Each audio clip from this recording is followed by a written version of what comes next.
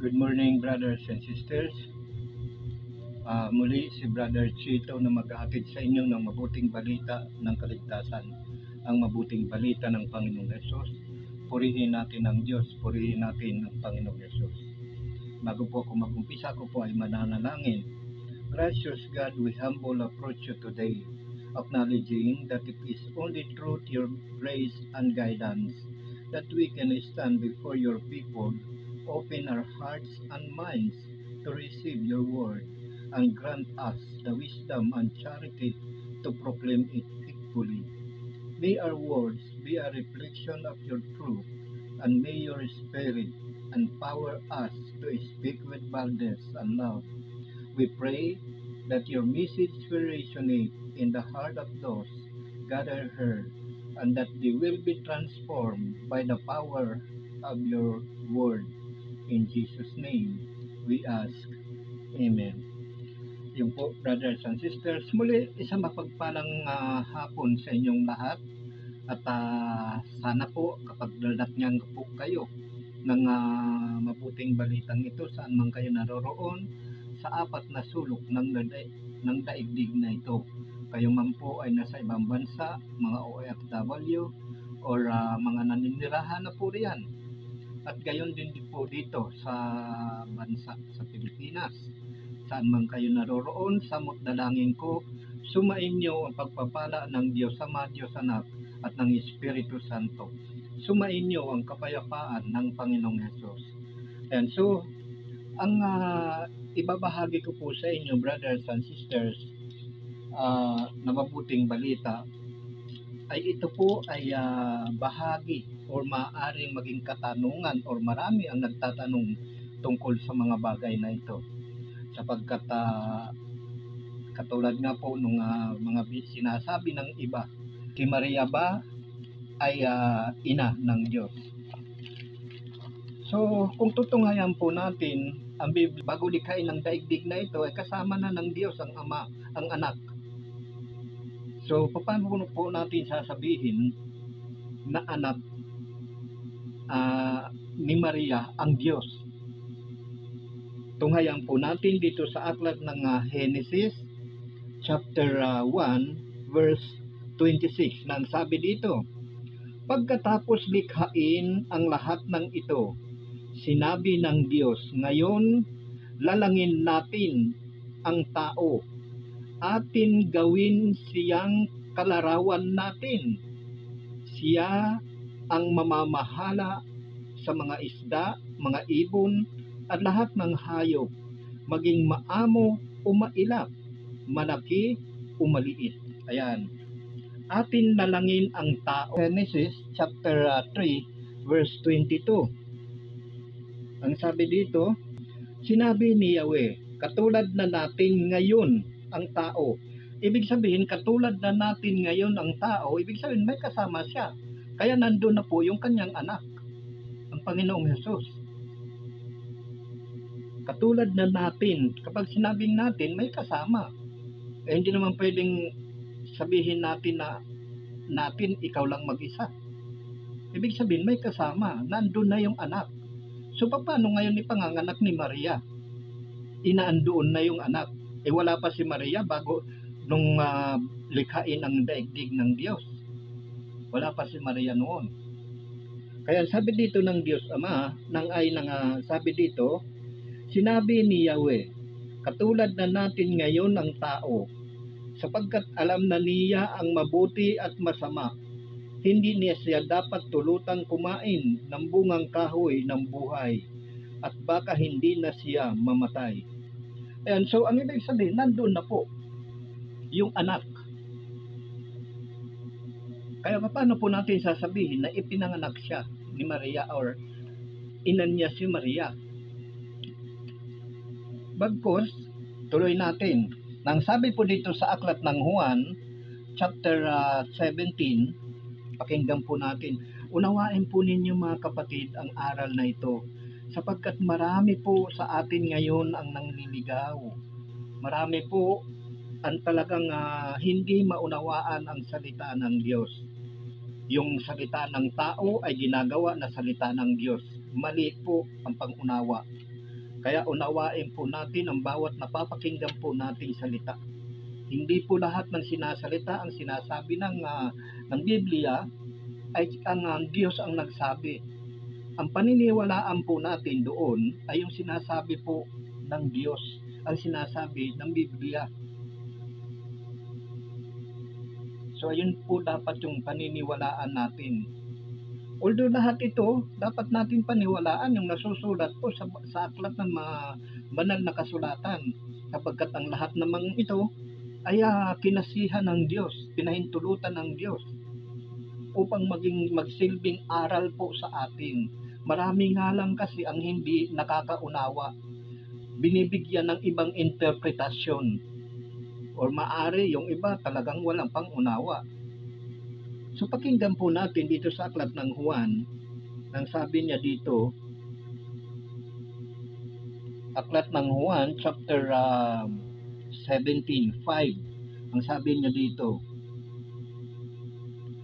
kaya Ama, ipagkaloob mo sa akin ngayon ang karangalang taglay ko sa piling mo bago pa likhain ang sanlibutan. Kita nyo? Bago pa likhain ang sanlibutan, kasama na ng Panginoon ang Ama. Paano may papanganak ngayon? Paano mo sasabihin na inan niya si Maria? Paano natin sasabihin? Paano natin i-explain ngayon na inan niya si Maria? Well, ang ano nila dito, may pinanglalaban sila dito, yung sinasabi nila, yung tungkol doon sa Isaiah. Pero hindi po nila natin iintindihan yung naroon sa Isaiah na sinasabi dito. Ayan, tunghayan po natin dito sa aklat ng Isaiah, chapter 7, verse 14. Kaya nga't ang Panginoon na rin ang nagbigay ng palatandaan. Maglilihi ang isang dalaga at manganganak ng lalaki. Ito'y tatawaging Emmanuel, na ibig sabihin sumasa kanya ang Diyos. Isang lalaki ang ipanganganak. Hindi naman sinabi dito na kaya nga't ang Panginoon na rin ang nagsabi ng palatandaan. Maglilihi ang isang dalaga at manganganak. Hindi naman sinabing ipanganganak manganganak. Kung sinabi sanang ipanganganak ang isang lalaki na tatawagin Diyos, kung hindi, ang sabi dito, at manganganak ng lalaki at ito'y tatawaging Emmanuel. Tingnan natin dito sa 9:6. Ang sabi dito, sapagkat ipanganganak ang isang sanggol na lalaki at siya ang mamamahala sa atin. Siya ang kahangahangang tagapayo, ang makapangyarihang Diyos, walang hanggang Ama, ang prinsipe ng kapayapaan. 6. Ayan, so hindi naman po sinabi dito na ang ipanganganak niya ay Diyos. Wala naman po sinabi. Kaya nga ang Panginoon na rin ang nagbigay ng palatandaan. Ang Panginoon ang nagbigay, ang Panginoong Diyos Ama, ang nagbigay ng palatandaan, maglilihi ang isang dalaga at manganganak ng lalaki. Lalaki, hindi naman ang Diyos ang ipanganganak Manganganak ng lalaki. Na ang sabi dito sa 9:6, sapagkat ipanganganak ang isang sanggol na lalaki at siyang mamamahala sa atin. Siya ang kahangahangang tagapayo, ang makapangyarihang Diyos, walang hanggang Ama, ang prinsipe ng kapayapaan. Diba na ito po yung ibig sabihin nila. Kaya po pwede pong tawagin daw na ina. Hindi naman sinabi ang Diyos ipanganganak ng isang dalaga ang Diyos. Hindi isang lalaki. So yan po ang pinagbabatayan nila. So which is mali po. Sapagkat hindi naman po sinabi dito tinukoy na ipanganganak ng isang dalaga ang isang Diyos. Kung hindi sinabi ipanganganak ng isang dalaga ang isang lalaki. Which is yun po yung paninirahan, yun po yung titirahan, yun po doon po mananahan ang Panginoon, ang Diyos. Yung lalaking iyon na ipanganganak, doon po mananahan. Ayan po, so mali po yung batayan nila. Hindi lang inuunawa po yung nababasa nila. Basta't kahit kasinungalingan na po, pinipilit pa rin po. So wala pong kabuluhan sa Diyos yan. Mga ganyan. Kaya tingnan natin, tuloy natin dito sa aklat ng Juan. Balik tayo dito sa aklat ng Juan 17:5. Kaya Ama, ipagkaloob mo sa akin ngayon ang karangalang taglay ko sa piling mo bago palikhain ang sanlibutan. Dito pa lang malinaw na po na bago pumunta ang Diyos dito sa sanlibutan, ay Diyos na siya, ipinanganak na siya. Hindi naman sinabi na ipanganganak ang Diyos ng isang dalaga kung hindi lalaki. Yan po ang tandaan natin. Ang pinagbabatayan po nila dito sa aklat ng Isaiah, nang sabi nga dito, kaya nga ang Panginoon na rin ang nagbigay ng palatandaang maglilihi ang isang dalaga at manganganak ng lalaki. Hindi naman sinabi na maglilihi ang dalaga na ipanganganak ang Diyos. Hindi, lalaki. Ibig sabihin, tao.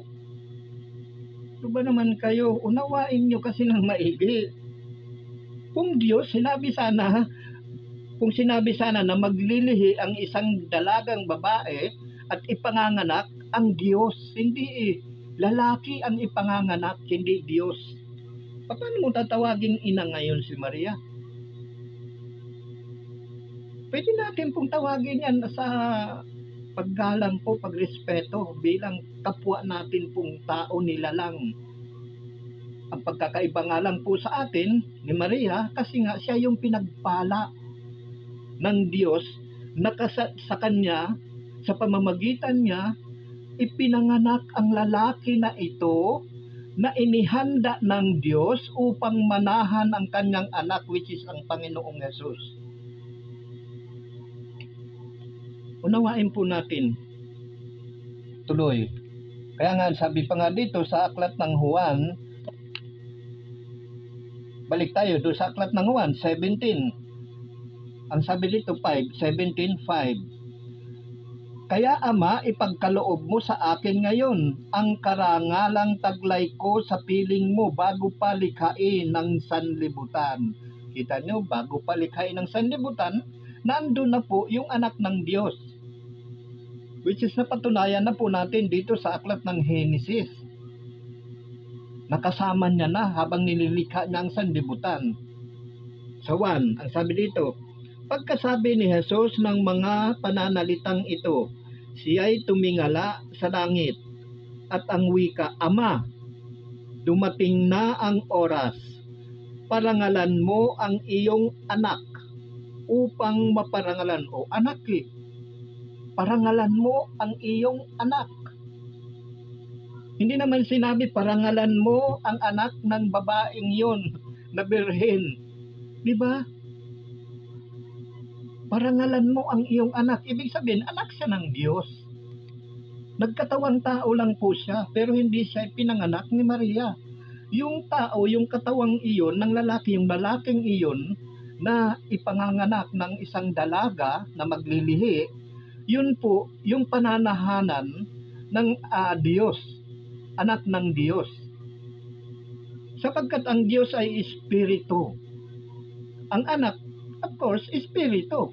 Ngayon, para siya makasalamuha sa mga tao, para siya mahawakan, para siya makausap, nagkatawang tao siya, which is yung lalaking iyon na tinunghayan natin sa Isaiah chapter 7:14, yun po yung lalaking iyon na ipanganganak, which is yun po yung ginagamit ng mga iba na nagpapahayag na lalaki na anak daw ng Diyos. Anak ang Diyos ni Maria. Hindi naman Diyos ang tinukoy doon lalaki. Which is yung lalaking yun yung pananahanan ng Diyos na bababa mula sa langit. Pero hindi po yun yung anak ng Diyos, ang Panginoong Hesus. Kaya nga manganganak ng isang lalaki napakalinaw po. Kaya nga ang Panginoon na rin ang nagbigay ng palatandaan, maglilihi ang isang dalaga at manganganak ng lalaki. Hindi naman sinabi manganganak ng Diyos. Kung sinabi sana na manganganak ng Diyos, edi I accept na talagang dapat niya siya tawagin na ina. Hindi manganganak ng isang lalaki. Gagamit lang sila ng batayan, mali pa. Hindi pa inuunawa. Unawain po natin, lalaki, hindi naman Diyos ang sinabi. Which is yung lalaking ito na ipanganganak ni Maria, dito po mananahan ng anak ng Diyos. Gets nyo? Gets ko ako bata pa ako Bata pa ako sa pananampalataya. Pero gets ko ang ibig sabihin ng Panginoon. Lalaki ang tinutukoy dito, hindi naman Diyos na manganganak ng isang lalaki. Which is yun yung pananahanan ng Diyos, anak ng Diyos. Kaya siyempre tatawagin siya na anak ng Diyos. Nagkatawang tao po siya, hindi po siya anak mismo ni Maria. Sapagkat bago pa lamang likhain ng sanlibutan ang daigdig na ito, inaandoon na yung anak kasama na. Si Maria wala pa noon ni hindi pa nga. Ano ba ka?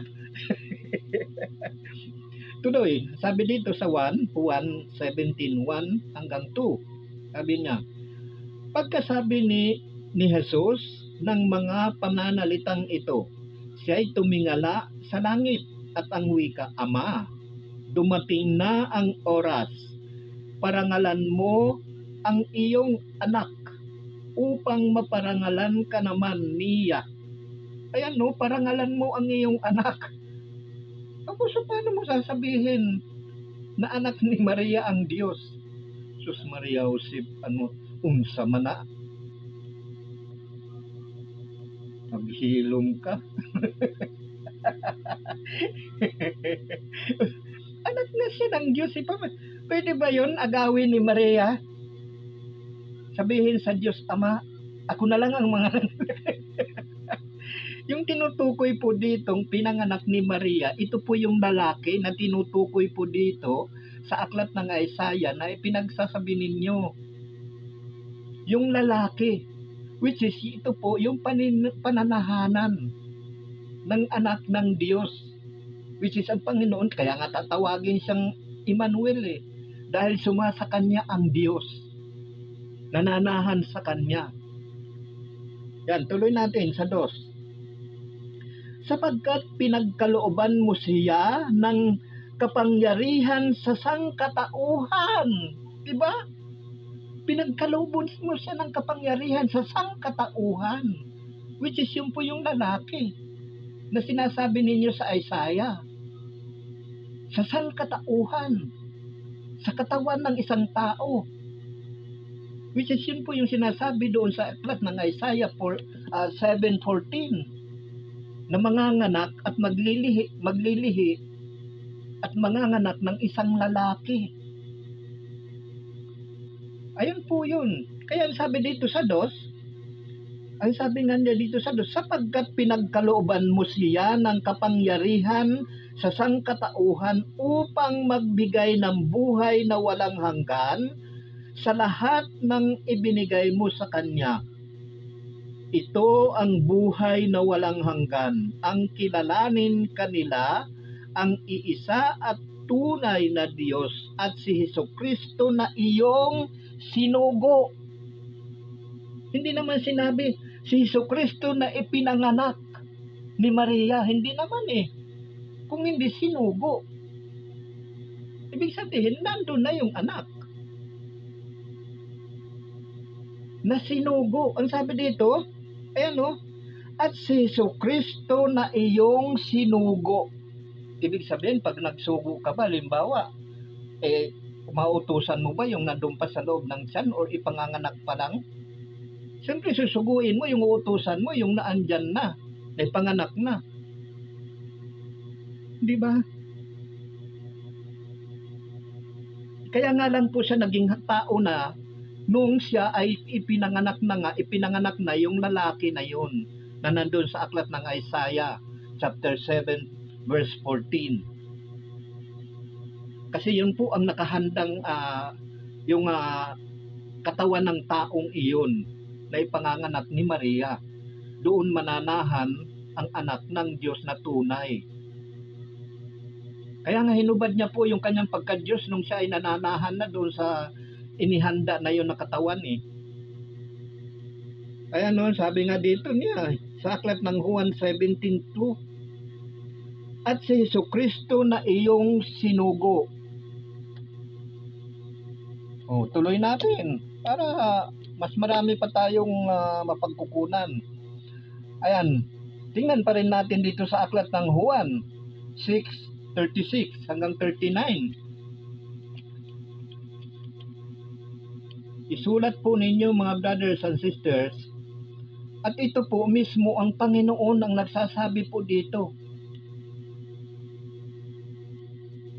Iyon kasi hula ni Isaiah yun, ni Propeta Isaiah, yung doon sa lalaking iyon, which is natupad po yung kasi galing sa aklat ng Juan chapter 6 verse 36 hanggang 39. Ang sabi dito, ngunit sinabi ko na sa inyo, nakita na ninyo ako, gayon may hindi kayo nananalig sa akin. Lalapit sa akin ang lahat ng ibinigay sa akin ng Ama, at hindi ko itataboy ang sinumang lalapit sa akin, sapagkat ako'y bumaba. Hindi naman sinabi, sapagkat ako'y ipinanganak ni Maria. Hindi Bumaba siya galing sa langit. Ano ba ka? Ang klaseng pangunawa yan. Pa-English pa naman tayo. Tapos, napakasimpleng bagay, hindi natin maunawaan. Yung lalaki, ginagawa nating Diyos. Lalaki yun panganganak na lalaki. Ipaglilihi at ipanganganak.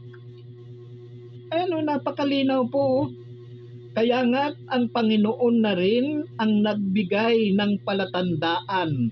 Maglilihi ang isang dalaga at manganganak ng lalaki. Hindi naman Diyos Mabuti sana kung sinabi manganganak siya ng Diyos. Ipanganganak niya ang Diyos. Kaya pwede natin sabihin na ina siya ng Diyos. Diba? Napakalinaw Manganganak ng isang lalaki. Lalaki, hindi Diyos. Kaya nang isiksik natin sa kukote natin. Napakailang letra lang, hindi natin kayang unawain yan, mga kapatid. Parang napakapurol naman ang pag-iisip natin.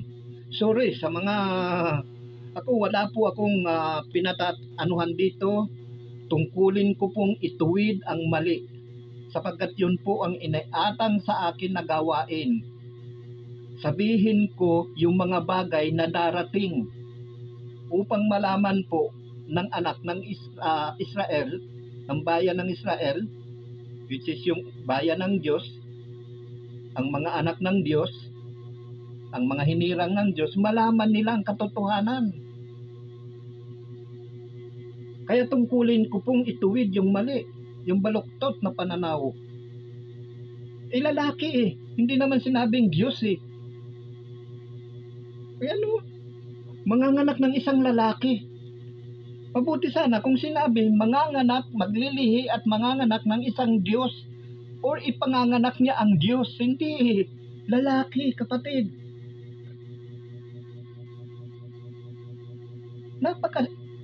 Ilang letra lang yan, no? 4 lang na letra, hindi natin kayang unawain. Nasaan na yung Maria Joseph? Hindi naman sinabing Diyos eh. At dito pa, pinatunayan pa nang sabi dito ng Panginoong Hesus sa aklat ng Juan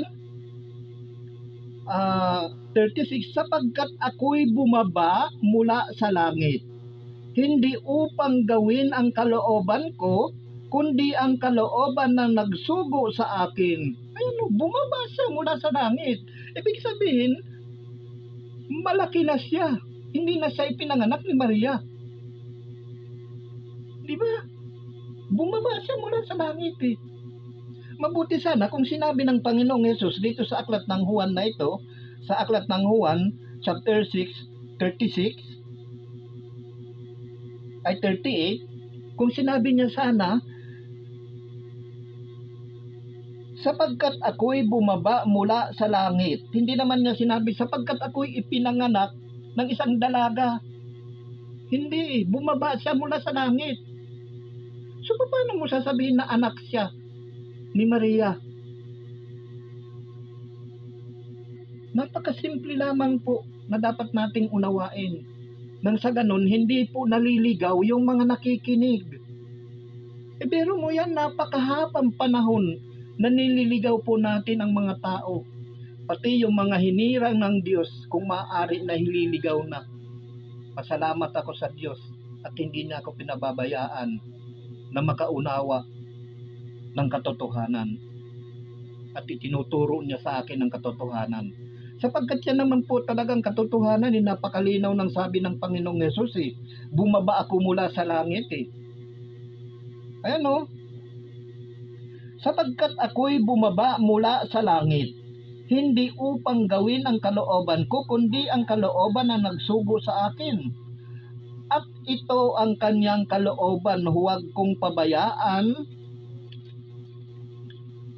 mawala kahit isa sa mga ibinigay niya sa akin, kundi muling buhayin sila sa huling araw. Ayan po, kaya sinugo ng Diyos ang kanyang bugtong na anak, hindi upang ipanganak ni Maria, kung hindi upang gawin ang kalooban ng Ama na nagsugo sa kanya. Which is, ano ang kalooban ng Ama? Ito ang kanyang kalooban. Ang sabi dito sa 39 ng Juan 6, ito ang kanyang kalooban, huwag kong pabayaang mawala kahit isa sa mga ibinigay niya sa akin, kundi muling buhayin sila sa huling araw. Di ba? Hindi bumaba ang Panginoon para ipanganak ni Maria, para sabihin na siya yung ina ni Maria. Nagkatawang tao siya, lalang ng Espiritu sa pamagitan ni Maria. Pero hindi siya pinanganak sapagkat anak na siya mismo ng Diyos. Yung tao, yung lalaking ipinanganak na yon na nandito sa Isaiah chapter 7:14, yan po yung panananahanan ng Panginoon, which is yung anak ng Diyos na bababa mula sa langit. Mula siya sa langit, hindi naman niya sinabi na sapagkat ako'y bumaba. Ayan no, hindi naman niya sinabi sapagkat ako'y ipinanganak ng isang babae. Hindi naman eh. Sapagkat ako'y bumaba mula sa langit. Ayan no, sapagkat ako'y bumaba mula sa langit, hindi upang gawin ang kalooban ko, kundi ang kalooban ng nagsugo sa akin. Napakalinaw po eh. Paano natin nagagawang iligaw yung mga tao? Paano natin napapasinungalingan? Paano natatanggap ng konsensya ng puso natin na naglilingkod tayo sa Diyos? Ililigaw natin ang maraming tao sa pamagitan lamang ng pangsarili nating kapakanan? Hindi natin kayang unawain ang salita ng Diyos? Diba? Napakalinaw po, galing sa langit. Hindi naman niya sinabi, bumaba ako upang ipanganak ako ng babae. Hindi eh. Bumaba siya mula sa langit. Ibig sabihin, anak na siya ng Diyos. Bago pa siya bumaba, malaki na siya. Di ba? Kaya nga sinugo na ng Ama kasi pwede na siyang mamahala. Kaya nga nung habang wala pa ang Panginoon, si Moises ang pinapamahala ng Diyos Ama ng daigdig na ito, upang yung bayan ng Diyos na mga Israelita ay bigyan ng guide sa pamagitan ng kautusan ng Diyos. Ayun pong nangyari niyan.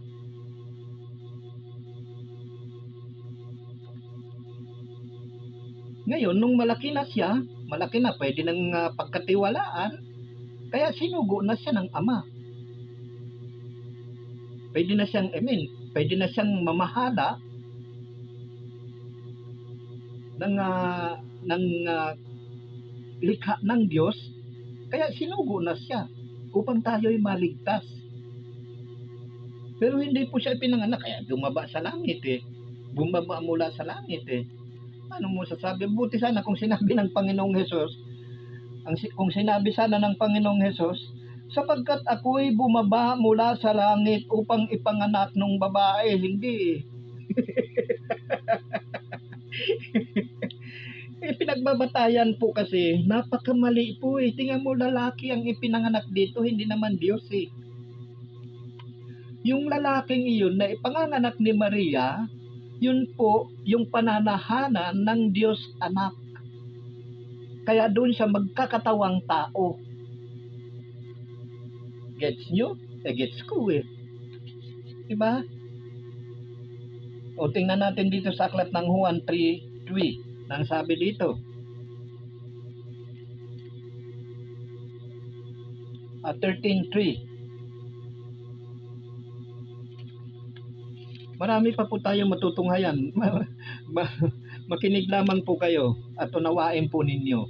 Ayan, sa aklat ng Juan chapter 13 verse, alam ni Jesus na ibinigay na sa kanya ng Ama ang buong kapangyarihan.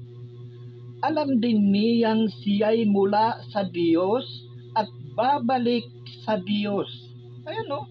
Alam niya na siya ay mula sa Diyos at babalik sa Diyos.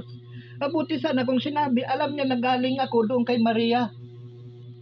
Alam ko na ipinanganak ako ni Maria. At babalik din ako kay Maria. Sana kung ganun. Hindi. Ang sinabi dito, alam ni Jesus na ibinigay na sa kanya ng Ama ang buong kapangyarihan. Alam din niyang siya'y mula sa Diyos. Mula sa Diyos eh. Mabuti kung sinabi sana, alam din niya na siya ay ipinanganak ng isang babae. Hindi. Alam niya na siya'y mula sa Diyos, kaya babalik din siya sa Diyos. Gets nyo? Gets ko eh. Sabihin ninyo. Kaya hindi po kailangan na tawagin natin, hindi po pwedeng sabihin na ina ng Diyos si Maria. Sapagkat mula siya sa Diyos eh. Ipinanganak siya ng Diyos. Ngayon magdodoble, papanganak muli. Kaya nga ipinanganak ng muli yung kasi nga dahil nga doon sa Espiritu. Maliban po kasi na tayo'y mabautismuhan ng Espiritu, hindi po tayo maipanganganak ng muli sapagkat ang nananahan po sa atin para sa kaalaman po natin ay lumang espiritu. Ito po yung makalaman. Makalaman po. Kaya sinabi ng gano'n ng Panginoong Hesus, maliban na ipanganak na muli ang isang tao, ay hindi sa paghaharian ng Diyos. Sapagkat ang ipinanganak sa laman ay laman, at ang ipinanganak sa espiritu ay espiritu. Di ba? Ayun nga, yung ipinanganak ni Maria na tao, na lalaki, yun po, siyempre, yun po yung pananahanan. Kaya siya'y naging anak ng Diyos. Siya yung pinagkalooban, siya yung talagang inihanda na ng Diyos na katawan para doon pumasok at doon manahan ang Panginoon. Sundan lamang po ninyo, malalaman ninyo yan. Ayan, sa aklat pa rin ng Juan 1:18 nang sabi dito, kailan may walang nakakita sa Diyos, subalit ipinakilala siya ng bugtong na anak. Siya ay Diyos na lubos na minamahal ng Ama. Ayan no, ipinakilala siya ng Diyos ng anak. Kailanman, kaya nga sabi dito sa aklat ng Juan, di ba?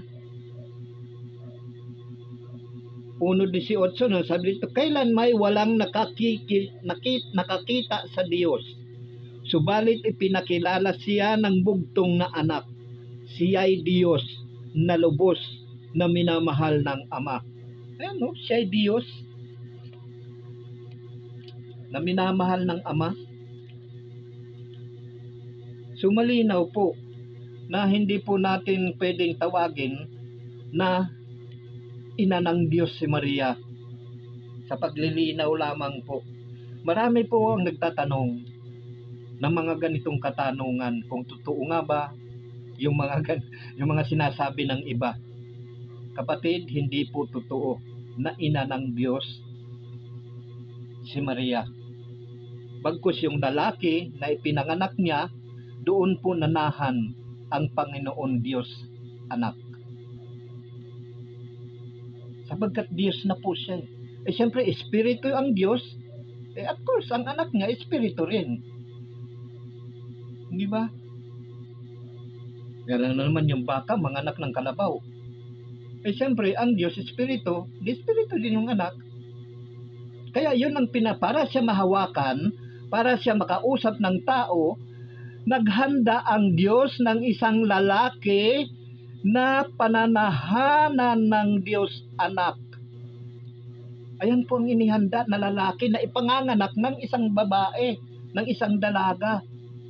Which is yun po yung nandito sa aklat ng Isaiah, chapter 7:14.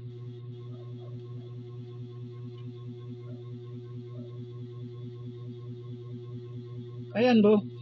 Kaya nga, ang Panginoon na rin ang nagbigay ng palatandaan, maglilihi ang isang dalaga at manganganak ng lalaki. Hindi naman ang Diyos ang ipanganganak eh. Sasabihin ninyo eh. Tingnan ika natin dito sa Isaiah. Lalaki ang ipinanganak, hindi yung Diyos. Ambot ah. Hilom ka mo diha. Ayan, so napakalinaw po. So puntahan natin ang awit. Chapter 2:7 nang sabi dito. Ayan.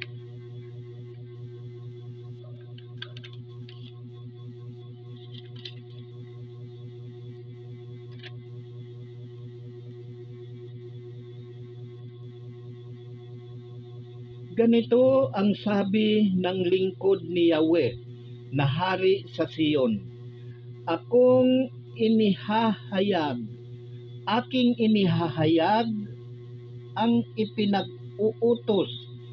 pinag-utos nitong Panginoon.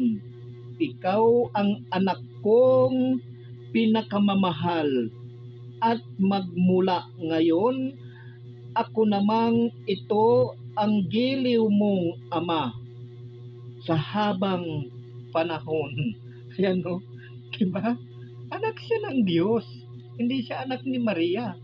Kaya hindi niyo pwedeng sabihin na ina ng Diyos si Maria. Ano yun? Inagaw ni Maria. Binibigyan niyo pa ng kasalanan si Maria eh.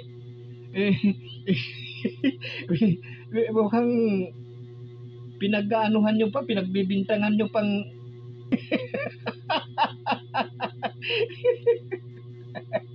ayan o, anak siya ng Diyos eh. Kaya nga sabi dito sa aklat ng Gawa, chapter 2, verse 7, ganito ang sabi ng lingkod ni Yahweh na hari sa Sion. Aking ihahayag ang ipinag-utos nitong Panginoon. Ikaw ang anak kong pinakamamahal, at magmula ngayon, ako namang ito ang giliw mong ama sa habang panahon. Ayan, no? Hatuloy ni Maria, agawin niya yung anak ng Diyos.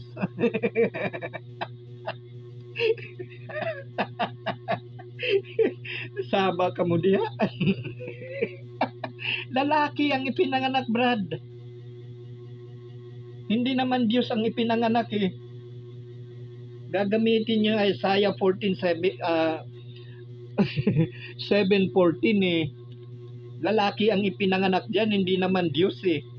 So paano niyo sasabihin na ina ng Diyos si Maria? Ambot sa imo. Ang dami nang liligaw. Kawawa yung mga tao, mga kapatid. Ito po ang talagang concern ng Panginoon, na huwag mailigaw.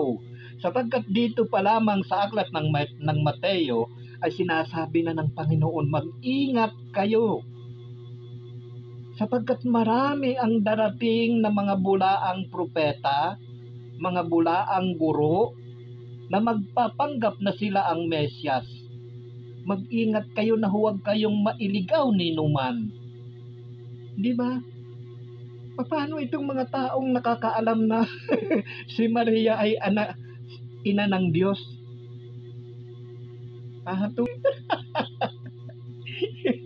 Anak ng Diyos si ang Panginoon eh.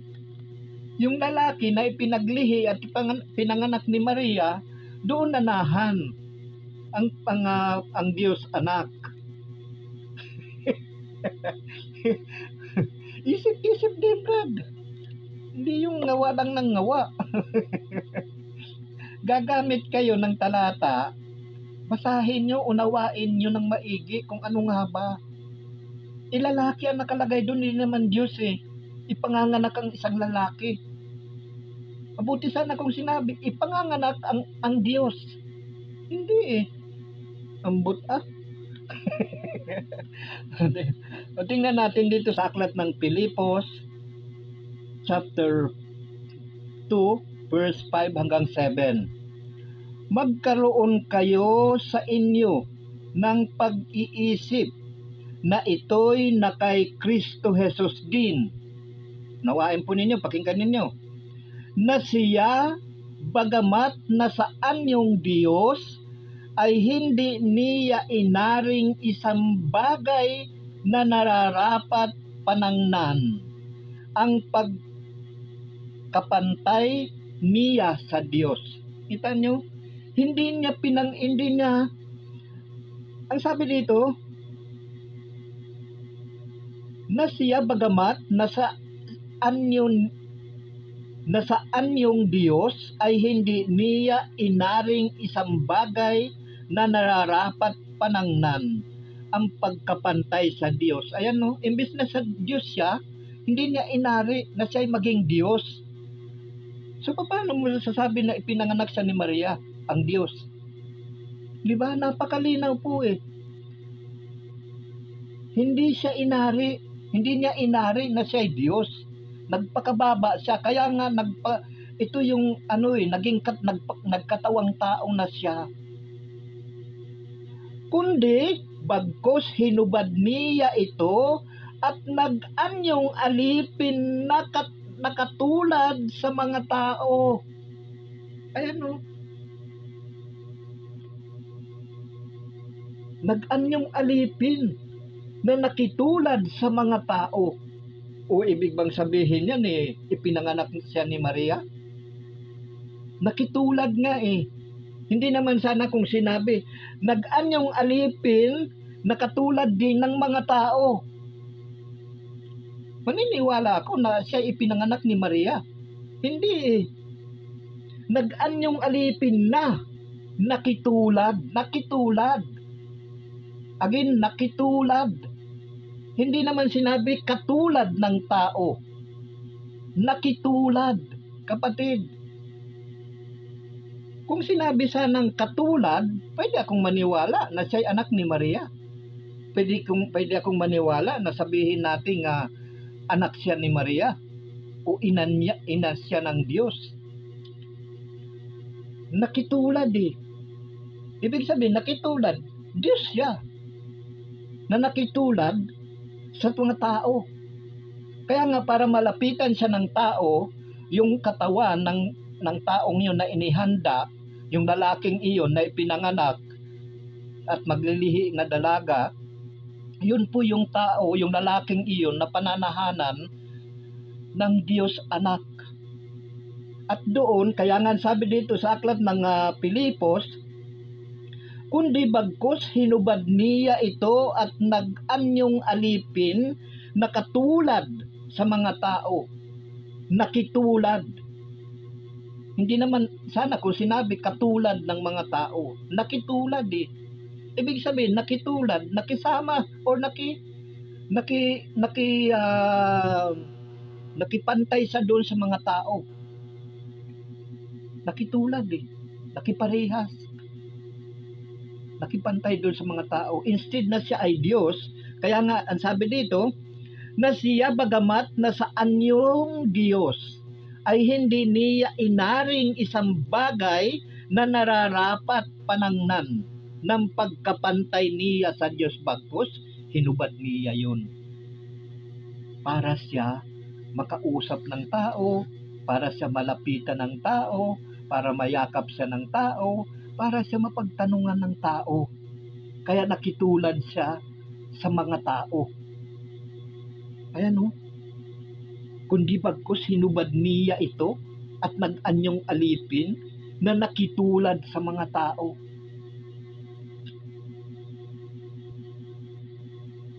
Kaya nga nakitulad po siya eh.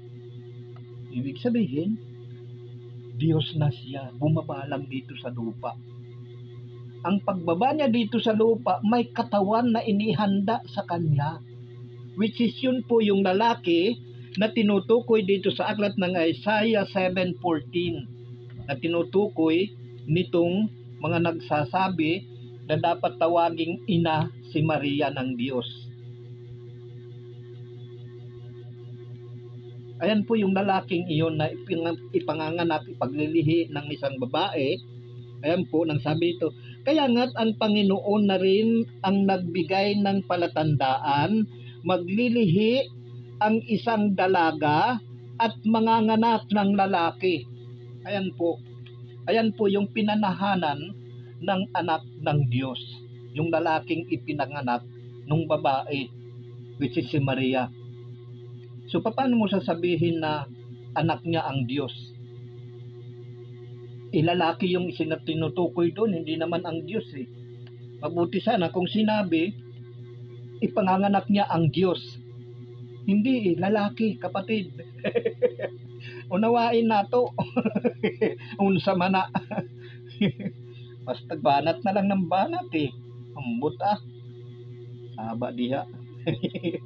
Ayan, bagkus sinubad niya, nakitulad siya sa tao. Ibig sabihin, Diyos na talaga siya. Ba? Sama na. O tingnan pa rin natin dito sa ikalawang Juan, chapter 1, verse 7, nang sabi dito, sapagkat nagkalat sa sanlibutan ang mga mandaraya, mga taong hindi nagpapahayag na si Jesucristo'y naging tao, ang gayong mga tao ay magdaraya at antikristo. Ayan po, na si Jesucristo ay naging tao. Ibig sabihin, anak na siya ng Diyos bago pa siya naging tao. Kaya nga siya naging tao para siya ay makausap ng mga tao, what did you call that? Mayakap, mahawakan, at makausap. Kaya po siya nag-anyong tao. Hindi po siya ipinanganak ni Maria na Diyos na. Yung lalaking iyon na ipanganganak na nandun sa Isaiah 7:14, yung lalaking iyon, yun po yung pananahanan ng Diyos anak. Kaya malabo po at malayo po na sasabihin natin na ina ng Diyos. Sapagkat lalaki ang tinutukoy doon eh. Hindi naman sinabi na ipanganganak ang isang Diyos. Hindi, isang lalaki. Ambot isang lalaki. Pakinggan natin dito sa aklat ng Hebrews, chapter 10, verse 5 nang sabi dito, kaya pagpasok niya sa sanlibutan ay sinabi, hain at handog ay hindi mo ibig, ngunit isang katawan ang sa akin ay inihanda mo, kapatid. Ano? Isang katawan. Inihanda mo para sa akin. Inihanda mo.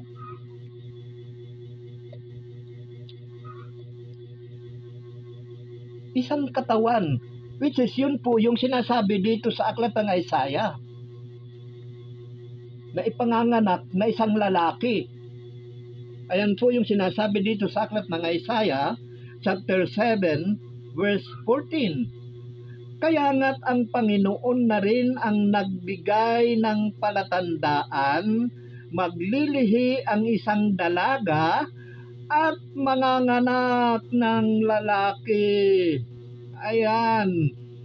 At ito'y tatawaging Emmanuel, sapagkat sa kanya ang Diyos. Hindi naman sa kanya ang Diyos, kaya sa tatawaging Emmanuel. Dahil sumasa kanya, kasama natin ang Diyos. Kasama natin ang Diyos. Ayan yung lalaking iyan. Which is, ito po yung sinasabi dito sa aklat ng Hebrew, chapter 10, verse 5. Kaya nga't pagpasok niya sa sanlibutan, ay sinabi, hain at handog ay hindi mo ibig, ngunit isang katawan ang sa akin ay inihanda mo upang itong mga kapatid ang ihain sa Diyos. Inihain ng Panginoon na buhay. Kasi ayaw na ng Diyos Ama nung mga handog. Kasi ang ginagawa ng mga Israelita noon, nung panahon kasi ng lumang tipan, kapag nagkasala ka, maghahandog ka ng kung anong mga hayop, yung sabihin ng Diyos, maghahandog ka. Pero nung nagsawa na ang Panginoon sa mga handog na iyan, actually nandito pa rin yan sa Isaiah, tingnan natin. Kaya nung nagsawa na ang Diyos, ay iniutos niya. Nung dumating na ang panahon, sinugo niya ang Panginoong Hesus upang tayo'y mailigtas. Kasi noon, ang mga Israelita, naliligtas sila sa pamagitan ng paghahandog ng mga hain. Kapag nagkasala sila, maghahandog sila. Kung anong handog, halimbawa, may wine, may alak, ganyan, or may arena, yung mainam na arena, or yung mga baka, tupa, ganyan po nung panahon ng lumang tipan sa mga Israelita. Kaya nga nung dumating ang panahon na ang sabi dito sa aklat ng Hebrew, chapter 10:5, kaya pagpasok niya sa sanlibutan ay sinabi, hain at handog ay hindi mo ibig, ngunit isang katawan ang sa akin ay inihanda mo. Isang katawan ang sa akin ay inihanda mo. So paano natin ngayon sasabihin na ipinanganak ni Maria ang Diyos? Paano natin sasabihin na ina ng Diyos si Maria? Bago palikhain ng sanlibutan na andun na yung anak ng Diyos. Yung ipinanganak ni Maria, itong lalaki, na nandito sa aklat ng Isaiah chapter 7:14. Lalaki, hindi naman Diyos eh. Again, lalaki po. Hindi po Diyos ang tinutukoy dito. Yung lalaking iyon, yun po yung sinasabi dito sa aklat ng Hebrew. Isang katawan na inihanda, nang sabi dito, kaya't pagpasok niya sa sanlibutan ay sinabi, hain at handog ay hindi mo ibig, ngunit isang katawan ang sa akin ay inihanda mo. Isang katawan. Ayan po yung nasa aklat ng Isaiah 7:14 na ipinagmamalaki nung So, kailangan lamang po natin ng pangunawa. So, ang tanong, maaari ba nating tawaging ina ng Diyos si Maria? Hindi po. Napakalinaw po sa mga tinunghayan natin. Dito lamang po dito sa aklat ng Hebrew lang eh. Napakalinaw po, isang katawan ang inihanda mo. Ibig sabihin, yung ipanganganak na yun na lalaki na nandun sa Isaiah 7:14, yun po yung inihahanda ng Diyos Ama para doon manahan ang Diyos Anak upang siya'y mamuhay bilang ordinaryong mga tao, bilang ordinaryong tao. Di ba? Nung sabi dito sa aklat ng Pilipos, kasi kung hindi po siya magaan yung tao, hindi natin makakausap, hindi natin mahahawakan, hindi natin mayayakap. Kasi Diyos yun eh. Ang Diyos Ama, Espiritu eh. Ang anak, Espiritu rin. Kaya naghanda siya ng isang tao para siya'y makausap, para siya'y mayakap, para siya'y mahawakan. Ayan po, naghanda ang Diyos Ama ng isang lalaki, which is hinulaan na po ni Propeta Isaias. Yun po yung tinutukoy doon sa Isaiah chapter 7:14 na lalaki. Yan po yung katawan na yan.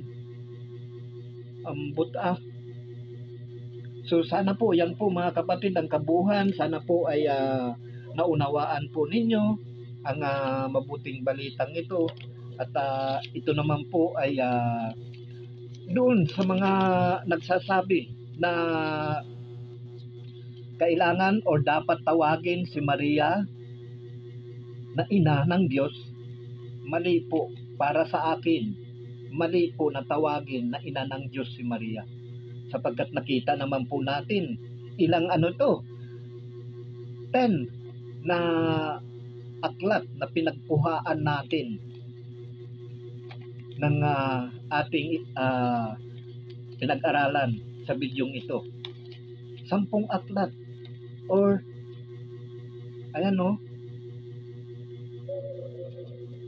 para sa akin, hindi po dapat natawagin ina ng Diyos si Maria sapagkat napakalinaw po. Yung mga nagsasabi po doon sa yung pinagbabatayan po nila, napakalayo po. Ayan po yung unang pinagbatayan nila, yung sa aklat ng Isaiah chapter 7 verse 14, which is lalaki po ang ipinanganak doon, hindi po Diyos. Kung sinabi sana maglilihi ang isang babae at ipanganganak ang isang Diyos, pwede po akong maniwala na tawagin natin na ina ng Diyos si Maria. Well, ito naman po, sa pag-aaral ko lamang po ito na ipinagkaloob sa akin ng Panginoon. Wala naman po akong pakialam ko doon sa mga nag-a-assume ng ganon. Wala naman po akong pakialam doon. Ang pakialam ko po, yung tungkulin ko bilang isang mangangaral ng salita ng Diyos na pinagkatiwalaan na sabihin ang katotohanan. Ayan po ang layunin ng aking ginagawa. Sapagkat nung pinagkalooban po ako ng karunungan ng Diyos, ay ni isang tao ay hindi ako sumangguni at hindi ako nagtanong kahit kanino. Bagkus ang Espiritu ay natupad sa akin yung nasusulat sa aklat ng Juan 14:26. Natupad po sa akin. At sa doon sa Juan 16:13, natupad po sa akin ang mga bagay na iyan. Kaya laking pasalamat ko sa Diyos, at least pinagkalooban ako ng karunungan. Well, kayo sa mga naniniwala na si Maria ay kailangan ay dapat tawaging ina, well, good luck sa inyo. Paniniwala ninyo yan eh. O yun ang pagkaunawa ninyo. Hindi po ibig sabihin paniniwala, pagkaunawa po ninyo. Pero sana, ang hiling ko lang, sana nga po ay magkapare-pareho tayo ng pangunawa, sapagkat iisang Diyos lamang ang pinararangalan natin dito, at iisang Diyos anak ang pinararangalan natin. So dalawa lamang po yan na pinararangalan natin. Malilito pa ba tayo niyan? Kung talagang tayo ay sugo ng Diyos at pinagkatiwalaan ng katotohanan, dapat ipahayag lamang po natin ang pawang katotohanan. Kung hindi po natin naunawaan, humingi po tayo ng karunungan sa Diyos at ipagkakaloob po sa atin yan. Kaysa naman marami po ang naliligaw na mga tao. Marami po ang napapaniwala. Kaya ang pasalamat ko sa Diyos sapagkat pinagkatiwala niya sa akin ng salita niya upang ibahagi ko po sa inyo mga kapatid. Ayan, upang ituwid ko po yung mga maling pananaw, paniniwala ng iba. Wala po akong ibang intensyon yan, kung hindi yan lamang po ang intensyon ko. Kung ano man po ang iniuutos sa akin ng Diyos, ayan po lamang ang sasabihin ko. Sapagkat wala naman po akong pakialam doon sa mga kung sino man yung mga nagsasabi niyan. Kung ano man po yung mga panipaniwala nila, wala po akong pakialam doon. Ang pakialam ko po, kung ano ang iniuutos sa akin ng Diyos, kailangan kong tuparin. Hindi po ako magsisinungaling, sapagkat ako rin po ang magbabayad niyan kapag ako ay magsisinungaling. Sapagkat sino ang ama ng kasinungalingan? According to the Bible, Juan chapter 13, I'm not mistaken, Diablo po ang ama ng kasinungalingan. Ngayon, kung magsisinungaling po ako, iisa ako sa mga anak ng Diablo. Diba? So, malinaw po yan mga kapatid. Kailangan tayo maging matuwid. Hindi lamang sa gawa, kundi sa pananalita, sa pananaw sa lahat ng bagay. Huwag po tayong maghaka-haka. Huwag po natin gamitin ang isip natin sa sariling kapakanan. Bagkus, isipin natin ang mga kapatid natin na maliligaw. Sapagkat isa lamang po ang magbalik loob sa Diyos na makasalanan. Napakaraming anghel ang nagsasayawan sa harap ng Diyos Ama sa langit.